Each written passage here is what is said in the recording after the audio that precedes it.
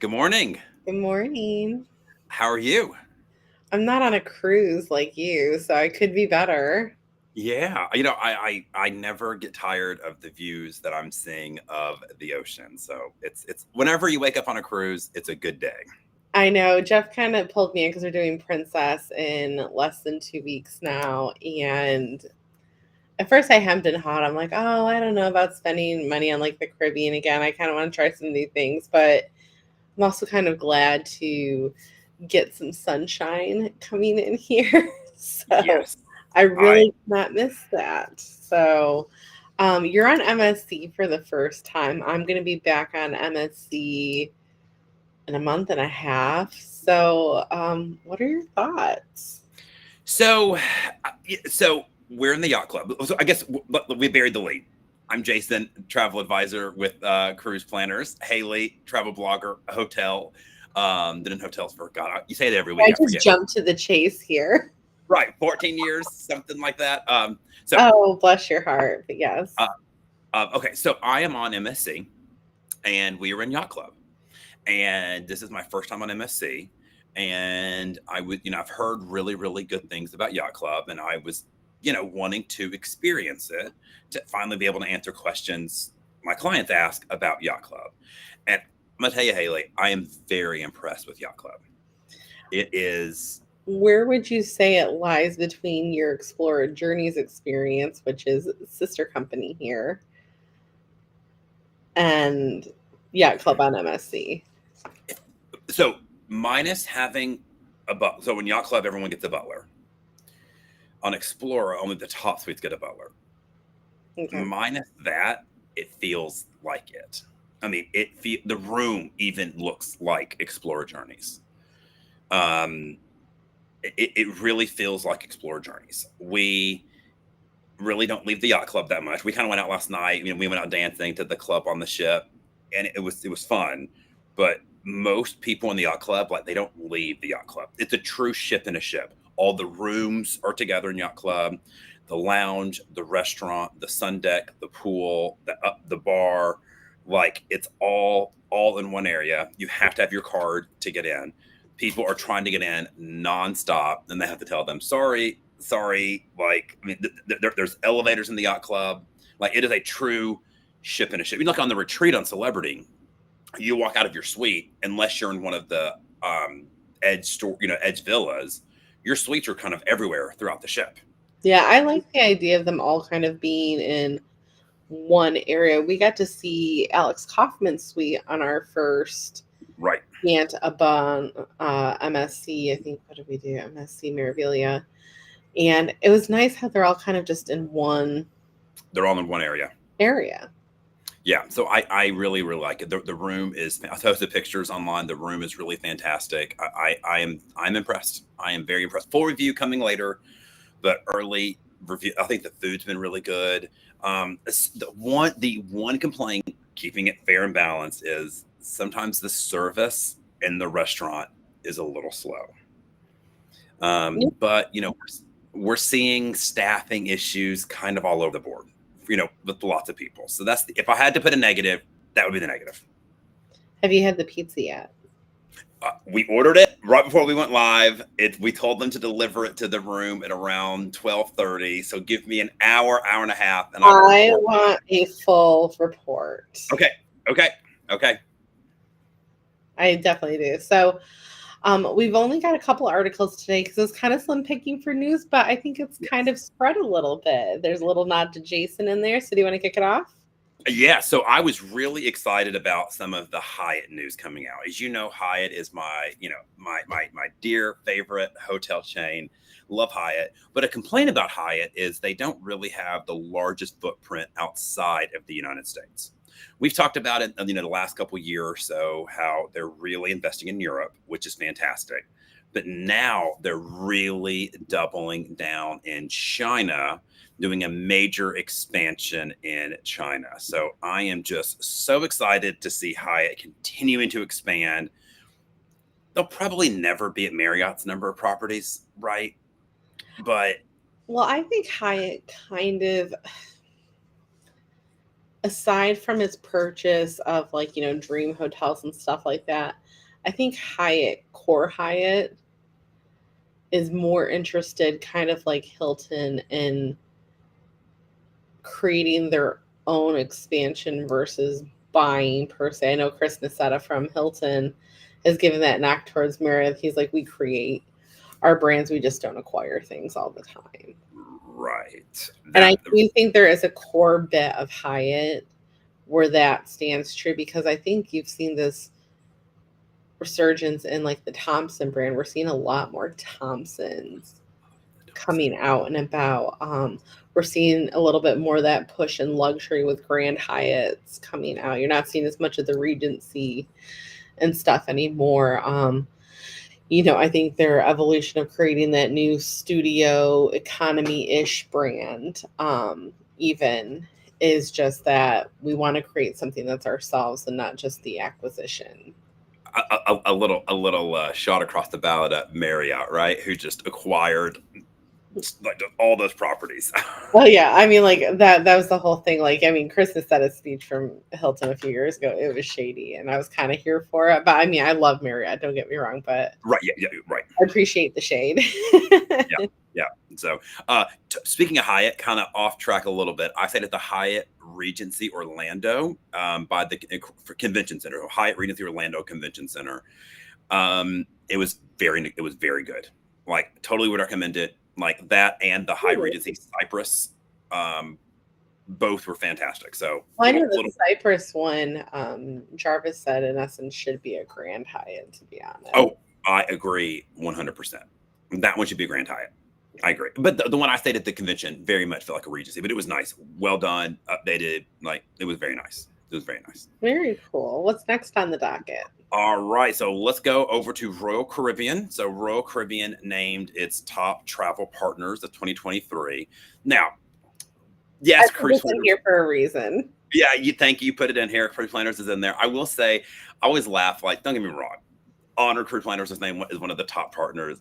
A lot of times the travel companies, when they list supplier rewards, it's almost like the Oprah. You get a car, you get an award, right? You get an award. So, but they named their top partners, and Cruise Planners was once again one of the top producers for Royal Caribbean, and being a franchise that also was one of the top with Royal Caribbean, it was nice to be on the top list and in the top with the franchise within Cruise Planners. So. A little nod to me. Thank you, Haley, for that. So thank you. I was waiting for him to notice. I was like, slide that in here. You did. Thank you. Now, let's go back to hotels. So Hilton is in talks to buy campus-focused graduate hotels. So for those who don't know what a graduate hotel is, why don't you give us a little bit of a background of what a graduate is? So I have personally loved watching the evolution of graduate hotels. I'm connected with a lot of their uppers on LinkedIn. Graduate hotels are independent boutique hotels based in big college towns. So like Nashville has one, and what you will find in these resorts is they are hotels, is they are very themed to their local area. You're going to see lots of college alma mater stuff in it, but it's very locally designed with intent. Jason, you have been to yours. What does it look like? So it's very Tennessee, Dolly Parton. Okay. So when you walk in the lobby, there's Taco Bell artwork in the lobby. There's like tacky plaid wallpaper, Dolly Parton stuff everywhere. It is just, I think there's even like Waffle House signage in there. Okay. It is Tennessee country Waffle House. And you go to the rooftop, it is decorated like tacky grandma from Tennessee's house, like the brass chandelier, big chairs, wallpaper. There's a giant bust of Dolly Parton out by the pool. Very Tennessee. Now, do they have just Vanderbilt stuff in there too, or do they spread into the other colleges? I don't even remember that much Vanderbilt in there. I'm sure there was. I don't remember. I try to throw from it. Dolly tends to eclipse a lot of things, but in general, it's supposed to be themed around the university and the college town that it's in. Right. But you know, usually Nashville's a weird college town because it's a big city without Vanderbilt. Yeah. And Vanderbilt also doesn't command the most local support of the football team. They're not, they're not the best. Well, I kind of feel like if maybe that's a part of it too, but you know, they're decent sized hotels, usually have a decent chunk of meeting space. Like I said, really good at getting in local, and I think there's about 40 of them now. Okay. So Hilton's set to acquire these. I think that kind of, I could see it. It makes sense. Put something in their portfolio. Oh, I think it lines up with their curio and tapestry collection. But again, back to our previous conversation, kind of makes me laugh because Hilton does not normally acquire like that. Right. So I find it kind of funny. Right. But then again, I feel like this is just kind of going in with their independent boutique properties, which are allowed to do whatever they want. Anyway, so maybe it'll be a tapestry, a curio, probably more of a curio because they're a little more high end, in my opinion. Yeah. But I thought it was neat. It was neat hotel news this week. I agree. And then wrapping it up, we're talking about my brother's favorite airline. Some people call it the Pool class. I want to make sure people know it's Michael Pool class. Southwest is unveiling new in-flight enhancements. They're coming out with new seats. It's supposed to be a little bit bigger, a little bit more premium. They're having an electronic device holder, which in some ways I like because how many times have you been on a Delta flight and the in-flight entertainment system does not work? I usually use my iPad on a plane and don't really mess with. Yeah, I don't typically do the TV. Jeff and Olivia do the TV. Okay.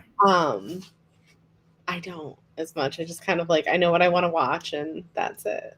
If I could pair my AirPods easily to, I know there's the little adapter you can pair to. I just got one for my birthday. You know what? I find I find it's quirky. I don't know. I don't know. I hope I know they're rolling some. I think it was United was making it an easy way to pair AirPods built in. I would maybe use the in. I would use it a little bit more. I think this is really neat. They're finally adding power ports. That has always blown my mind that Southwest wants you to bring your own device and they don't have power ports. So what's funny, I'm going to add in the side from here. So I saw these and I'm not going to lie. I wasn't super impressed with the design. Okay. The design for me at first, and I thought it was just me, right? I was I don't know, these seats look really thin, kind of like a Frontier Spirit situation thin. Okay. From the profile. They look bigger to me, but it could be just the way they're photographing it. So there's a video. If you go on Instagram, TikTok, you'll see the walkthrough video. Okay. And they have just been getting ripped apart. Got it. In the comment section about how thin the seats look, that it looks cramped. They're oh, but at least they put a heart logo on the headband. I mean, it's it's a bit savage. I won't lie. I hope you guys check out that video because I was a little suspect. Now I do know that one of the designers in this cabin is Recaro, who has done the new retrofit for the Boeing 777-300s from Air France, and those look great. And those seats don't look as thin as this, because I'm going to be on an Air France economy unless there's a great price that pops up at 24-hour check-in on Air France, and the seats don't look as thin. Okay. As this, I do like the Recaro design where it's a little bit more sleek, and the plastic backing I think is more intentional for storage and whatnot. I really appreciate that, which I think is kind of that Recaro trademark. But these seats, okay, I will watch the video on Instagram. You'll have to watch it and just let me know what you think. All right. And then lastly, you had a great tip of the day. Yes, so it came up because, long story short, I'm debating about spending Christmas in the islands, like the Hawaiian Islands. And it made me think back to when my brother went 6 months ago, and his girlfriend had purchased her flight with Amex points, and he bought his own. When they flew home, they lined up their seats and stuff together. When they flew home, their flight got canceled, and when Delta Auto rebooked them, they got booked on different flights Okay. because they weren't connected. So I kind of just wanted to put that little PSA out there, because sometimes I do a really awful job of being objective, because I think just certain things are common knowledge. But I could see where that, like, you're not thinking of it that way. So if you are buying some tickets and miles, you're traveling with friends and families that are not on the same reservation locator number, you need to call the airline with their confirmation numbers Oh, and link them all together. That way, yeah. so if something like that happens, you won't be on different flights. No, Going that, home. that is a great tip. Well, guys, thank you so much for watching. It was kind of a short show today. We've got MSC Yacht Club Pizza coming soon. Haley, I'll post some pictures I online. can't wait. It's going to be about an hour or so. So I will let you know how the pizza is. And thanks for watching, and we'll be back next week. All right. Bye, guys. Bye, guys.